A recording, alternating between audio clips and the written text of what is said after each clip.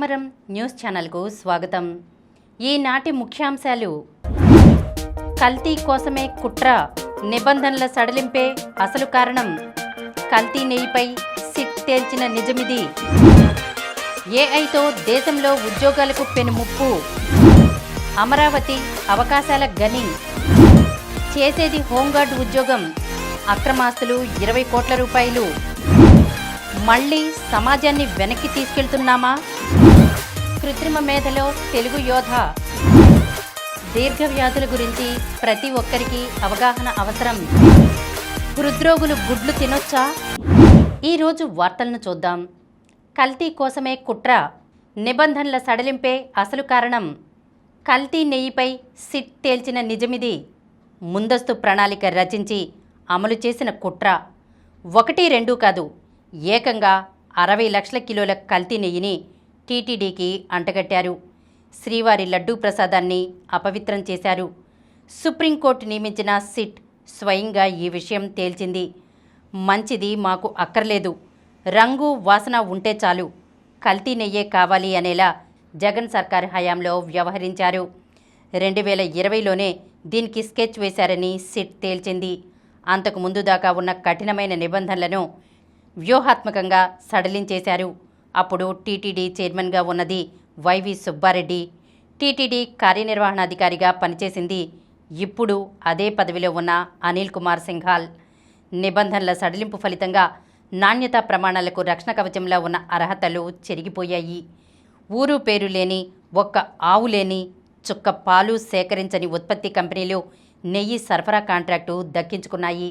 తిరుమలకు గత వైసీపీ ప్రభుత్వంలో పవిత్ర ప్రసాదం లడ్డూ తయారీలో కల్తీ నెయ్యి కలిపి అపవిత్రం చేశారు.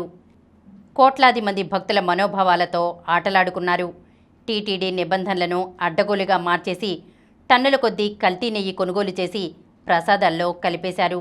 తమకేమీ తెలియదన్నట్లు అబద్ధాలు, బుకాయింపులతో తప్పించుకునే ప్రయత్నాలు చేస్తున్నారు.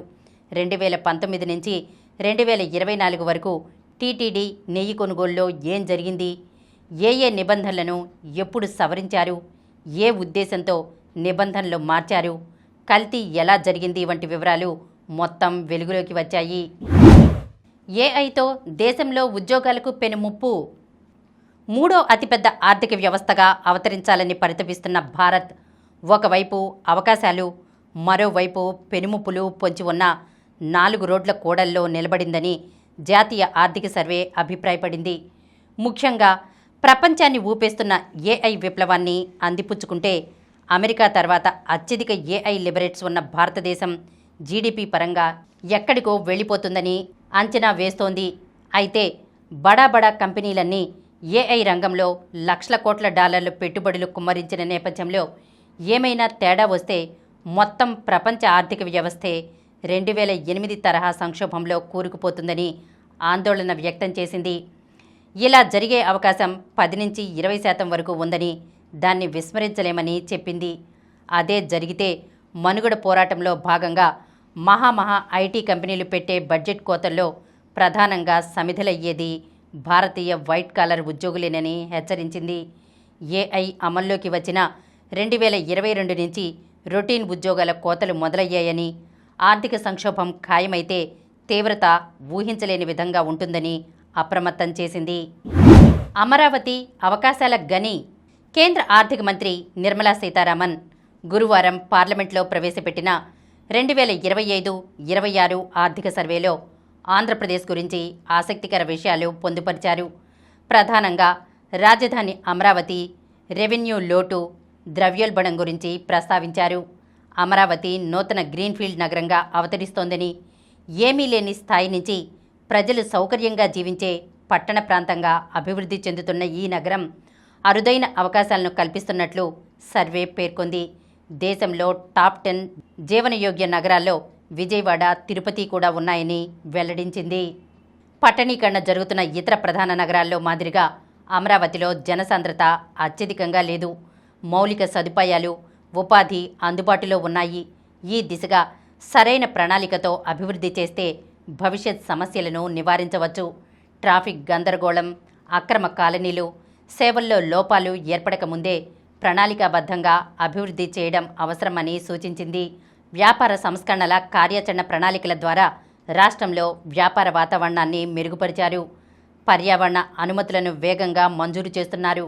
వ్యాపారాన్ని సులభతరం చేయడంలో భాగంగా ఏపీలో సింగిల్ విండో పారిశ్రామిక అనుమతులు, ఆన్లైన్ భూమి రిజిస్ట్రేషన్, ఈ పర్యావరణ అనుమతులు లభిస్తున్నాయి. వ్యాపార సంస్థలు డిజిటల్ మార్గంలో అనుమతుల కోసం దరఖాస్తు చేసేందుకు వీలుగా ఆన్లైన్ కన్సెంట్ మేనేజ్మెంట్ మానిటరింగ్ వ్యవస్థను విస్తరించారు. బిజినెస్ రిఫార్మ్ యాక్షన్ ప్లాన్ అమలుతో కొత్త వ్యాపార ప్రతిపాదనలకు ఆంధ్రప్రదేశ్ ప్రభుత్వం చాలా వేగంగా పర్యావరణ అనుమతులు ఇస్తోంది. చేసేది హోంగార్డ్ ఉద్యోగం, అక్రమాస్తులు 20 కోట్ల రూపాయలు. పోలీస్ శాఖలో హోంగార్డ్ ఉద్యోగం, నెలకు 24,000 రూపాయలకు మించని జీతం. కీలకమైన అవినీతి నిరోధక శాఖలో విధులు. అయితే అక్కడ అవినీతికి వ్యతిరేకంగా పనిచేయాల్సిన ఆ చిరుద్యోగి అక్రమార్జనకు తెరతీశాడు. ఏసీబీ అధికారులకు అందే సమాచారాన్ని అక్రమార్కులకు ముందుగానే చేరవేసి వారి వద్ద నుంచి భారీగా లబ్ధి పొందేవాడు. ఇలా దాదాపు 20 కోట్ల రూపాయలకు పైగా అక్రమాస్తులు పోగేశాడు. 15 ఏళ్లుగా ఆయన సాగిస్తున్న అక్రమాలు ఇటీవల బయటపడడంతో ఏసీబీ అధికారులు ఆయన నివాసాలపై ఏకకాలంలో దాడులు నిర్వహించి అక్రమాస్తుల వివరాలు సేకరించారు. నెట్టి శ్రీనివాసరావు 2010లో విజయనగరం పోలీస్ శాఖలో హోంగార్డ్గా చేరాడు. అప్పటి నుంచి 2025 వరకు విజయనగరం ఏసీబీ కార్యాలయంలో పనిచేశాడు. ఈ క్రమంలో ఏసీబీ అధికారులకు అందే సమాచారం, లంచం తీసుకుని పట్టుబడే కేసులు, అక్రమాస్తుల వివరాలను తెలుసుకుని చేయబోయే దాడుల గురించి సంబంధిత అధికారులకు ముందే సమాచారం అందించేవాడు. దీనికి బదులుగా వారి నుంచి భారీగా నగదు లేదా ఇళ్ల స్థలాల రూపంలో తీసుకునేవాడు.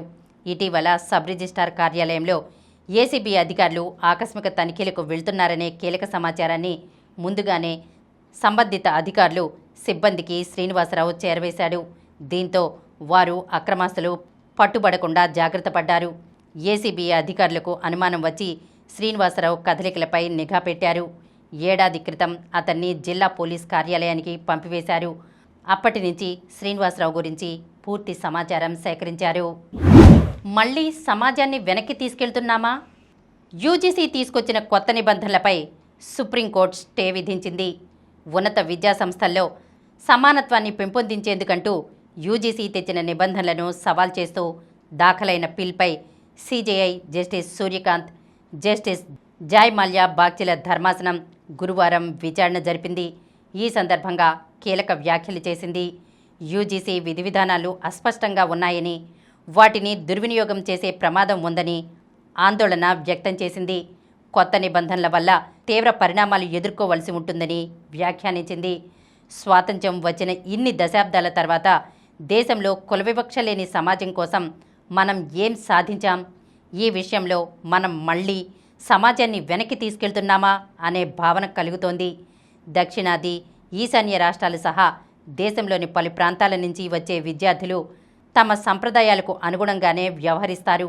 అలాంటి వారిని ర్యాగింగ్ పేరుతో కొందరు అవహేళన చేస్తుండడం అత్యంత బాధాకరం. వారిని అరికట్టేందుకు ప్రత్యేక హాస్టళ్లు ఉండాలని మాట్లాడుతున్నారు. కానీ ప్రస్తుత సమాజంలో కులాంతర వివాహాలే జరుగుతున్నాయి. హాస్టళ్లలోనూ అందరూ కలిసే ఉంటున్నారు. అలాగే ఐక్య భారత విధానం మన విద్యాసంస్థల్లో స్పష్టంగా ప్రతిబింబించాలి. విద్యాసంస్థల్లో స్వేచ్ఛాయుత సమానత్వ వాతావరణాన్ని మేం కోరుకుంటున్నాం అని ధర్మాసనం వ్యాఖ్యానించింది. కృత్రిమ మేధలో తెలుగు యోధ, అద్భుతం జరిగేటప్పుడు ఎవరూ గుర్తించరు, జరిగిపోయాక గుర్తించాల్సిన అవసరం లేదు అని ఒక సినిమా డైలాగ్ ఉంది. అలాంటి అద్భుతం ఒకటి అమెరికాలో జరిగింది. ఆ అద్భుతం వెనుక ఉన్న వ్యక్తి పేరు సౌమిత్ చింతల. ఐటీ రంగంలో మన తెలుగు వాళ్ళు చాలామంది పెద్ద పెద్ద కంపెనీల్లో సీఈఓలుగా, సిటీఓలుగా ఇలా కీలక స్థానాల్లో ఉన్న సంగతి తెలిసిందే. కానీ ఇప్పుడిప్పుడే ఊపందుకుంటున్న కృత్రిమ మేధ రంగంలో సత్తా చాటుతున్న తెలుగు తేజం సౌమిత్ చింతల. కంప్యూటర్లో ఏదైనా డాక్యుమెంట్ తయారు చేయడానికి మైక్రోసాఫ్ట్ వర్డ్ ఎంత కీలకమో, డిజైనర్లకు ఫోటోషాప్ ఎంత ముఖ్యమో, అలా కృత్రిమ మేధ అభివృద్ధికి మెషిన్ లెర్నింగ్ అంత ముఖ్యం. ఆ మెషిన్ లెర్నింగ్కు సంబంధించి అత్యంత కీలకమైన టూల్ ఫైటాస్. దాన్ని అభివృద్ధి చేసిన బృందానికి నేతృత్వం వహించిన వ్యక్తి సౌమిత్ చింతల. మెటాలో దాదాపు 11 సంవత్సరాల పాటు పలు స్థాయిల్లో పనిచేసి ఆ సంస్థ ఏఐ రీసెర్చ్లో కీలకంగా వ్యవహరించిన సౌమిత్ గత ఏడాది నవంబర్లో హఠాత్తుగా థింకింగ్ మెషిన్స్ ల్యాబ్ అనే స్టార్టప్లో చేరినప్పుడు యుఎస్లోని దిగ్గజ కంపెనీలు సైతం ఒక్కసారి ఆసక్తిగా ఈ పరిణామాన్ని గమనించాయి. దీర్ఘవ్యాధుల గురించి ప్రతి ఒక్కరికి అవగాహన అవసరం. ఆధునిక యుగంలో అత్యంత ఆందోళన పరుస్తున్న ఆరోగ్య సమస్యలు దీర్ఘకాలిక వ్యాధులు. ఇవి ఒక్క రోజులో తగ్గిపోయేవి కావు. నెలలు, సంవత్సరాల పాటు మనిషి శరీరాన్ని ప్రభావితం చేస్తూ జీవన నాణ్యతను దెబ్బతీస్తాయి. దీర్ఘకాలిక వ్యాధులతో జీవించడం, ఆరోగ్యంగా జీవించడం గురించి ప్రతి ఒక్కరికి అవగాహన అవసరమని ప్రముఖ ఫిజిషియన్ డాక్టర్ పి గురుప్రసాద్ పేర్కొన్నారు. వాసవ్య నర్సింగ్ హోంలో డాక్టర్ సమరం అధ్యక్షతన గురువారం జరిగిన ఆరోగ్య సదస్సులో ఆయన దీర్ఘకాల వ్యాధులు అంశంపై ప్రసంగించారు. ఆయన మాట్లాడుతూ మధుమేహం, రక్తపోటు, గుండె జబ్బులు, ఆస్తమా, కొన్ని శ్వాసకోశ వ్యాధులు, క్యాన్సర్, కిడ్నీ వ్యాధులు, ఆర్థరైటిస్ మొదలైనవి దీర్ఘకాలిక వ్యాధులని అన్నారు. జంక్ ఫుడ్స్ తినడం, వ్యాయామం లేకపోవడం, మద్యపానం, ధూమపానం అలవాట్లు, మానసిక ఒత్తిడి, పర్యావరణ కాలుష్యం వంటి అంశాలతో పాటు కొన్నిసార్లు వంశపారంపర్య కారణాలు కూడా దీర్ఘకాలిక వ్యాధులకి ప్రధాన కారణాలు అన్నారు. ఈ వ్యాధుల ప్రారంభంలో స్పష్టమైన లక్షణాలు కనపడకపోవచ్చు, కానీ కాలక్రమేణా వీటి వల్ల శరీర అవయవాల పనితీరు దెబ్బతిని పని సామర్థ్యం తగ్గి కుటుంబ జీవనంపై ప్రభావం చూపించడం ఉంటుందన్నారు. సమతుల ఆహారం, క్రమం తప్పని వ్యాయామం, ధూమపానం, మద్యపానం అలవాట్లకి దూరంగా ఉండడం, మానసిక ఒత్తిడిని నియంత్రించడం, రెగ్యులర్ హెల్త్ చెకప్ల ద్వారా చాలా వరకు దీర్ఘకాలిక వ్యాధుల్ని నివారించవచ్చు లేదా నియంత్రించవచ్చు అన్నారు. వ్యాధికి గురైన వారు వైద్యుని సలహా మేరకు మందులు సక్రమంగా వాడటం అత్యంత అవసరం అన్నారు. దీర్ఘకాలిక వ్యాధులు వ్యక్తిగత సమస్య మాత్రమే కాదు, ఇది ఒక సామాజిక ఆరోగ్య సమస్య అన్నారు. ముందస్తు జాగ్రత్తలు, ఆరోగ్య అవగాహన, బాధ్యతాయుతమైన జీవనశైలి ద్వారా మాత్రమే ఈ పరిణామాన్ని ఎదుర్కోగలమన్నారు. ఆరోగ్యం ఉంటేనే జీవితం, జీవితం ఉంటేనే సమాజం అని గుర్తించి ప్రతి ఒక్కరూ ఆరోగ్య పరిరక్షణలో భాగస్వాములవ్వడం అవసరమన్నారు. సదస్సులో పాల్గొన్న అనేక మంది పలు ప్రశ్నలు అడిగి సందేహ నివృత్తి చేసుకున్నారు. హృద్రోగులు గుడ్లు తినొచ్చా? సమతులాహారంలో భాగంగా కూరగాయలు, పొట్టు తీయని ధాన్యాలు, ఆరోగ్యకరమైన కొవ్వులతో పాటు గుడ్లను కూడా తీసుకోవచ్చు. పీచు, అన్సాచురేటెడ్ కొవ్వులతో పాటు గుడ్లను మితంగా తిన్నంతకాలం గుండె జబ్బులు దరిచేరే అవకాశాలు తక్కువని నేషనల్ ఇన్స్టిట్యూట్ ఆఫ్ హెల్త్ కూడా మరొక విశ్లేషణను ప్రచురించింది. అయితే వారానికి 12 అంతకంటే ఎక్కువ గుడ్లను తినడం వల్ల గుండె జబ్బు ముప్పు ఖచ్చితంగా పెరుగుతుంది. ప్రత్యేకించి చెడు కొలెస్ట్రాల్ మోతాదులు ఎక్కువగా ఉన్న వ్యక్తుల్లో ఈ ముప్పు మరింత ఎక్కువగా ఉంటుంది. నిజానికి గుడ్లతో గుండెకు రక్షణ కల్పించుకోవచ్చు. గుడ్డు జోలికి వెళ్ళని వాళ్లతో పోల్చితే వారానికి పరిమితంగా 1 నుంచి 3 గుడ్లు తినేవాళ్లలో గుండె జబ్బుల ముప్పు ఎంతో తక్కువగా ఉంటున్నట్లు సూచించే ఒక అధ్యయనం కూడా గ్రీస్కు చెందిన యూరోపియన్ జర్నల్ ఆఫ్ ప్రివెంటివ్ కార్డియాలజీలో ప్రచురితమైంది. ప్రాసెస్ చేసిన పదార్థాలకు బదులుగా గుడ్లను తినడం ద్వారా ఆరోగ్య ప్రయోజనాలను పొందవచ్చు. కానీ గుడ్లను శాచురేటెడ్ కొవ్వులతో కలిపి తిన్నప్పుడు ఆరోగ్యం మీద ప్రతికూల ప్రభావం పడుతుందనే విషయాన్ని గుర్తుపెట్టుకోవాలి. ఇప్పుడు కొన్ని సంక్షిప్త వార్తలను చూద్దాం. గ్రంథాలయాలకు 1.40 కోట్ల రూపాయల విలువైన పుస్తకాలు. ప్రభుత్వ గ్రంథాలయాలకు 1.40 కోట్ల రూపాయల విలువైన పుస్తకాలను అందించేందుకు ఎంఎస్కో సంస్థ ముందుకొచ్చింది. ఎంఎస్కో విజయ్ కుమార్ సచివాలయంలో సీఎం చంద్రబాబును కలిసి ఈ విషయాన్ని తెలియజేశారు.